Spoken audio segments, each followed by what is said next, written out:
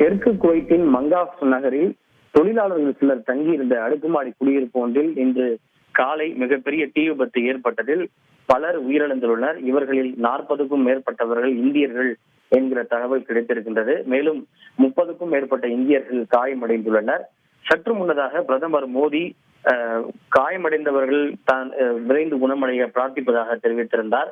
மேலும் உயிரிழந்தோருக்கு தன்னுடைய இரங்கலையும் தெரிவித்திருந்தார். இந்த நிலையில் பிரதமர் மோடியினுடைய உத்தரவின் பேரில் வெளியுறவு இணையமைச்சர் கீர்த்தி வர்தன் சிங் அவசரமாக குவைத் நாட்டுக்கு பயணம் மேற்கொள்ள இருக்கிறார். குறிப்பாக காயமடைந்தவர்களுக்கு அங்கு வழங்கப்பட்டு வரும் உதவிகளை மேற்பார்வை செய்யவும், இந்த துரதிருஷ்டவசமான சம்பவத்தில் உயிரிழந்தோரினுடைய உடல்கள் விரைவாக இந்தியாவுக்கு அனுப்பப்படுவது தொடர்பான அந்த பணிகளை உள்ளூர் அதிகாரிகளோடு இணைந்து ஒருங்கிணைக்கவும் தேவையான பணிகளை மேற்கொள்வதற்காக வெளியுறவு அமைச்சர் கீர்த்தி வர்தன் சிங் பிரதமர் மோடியின்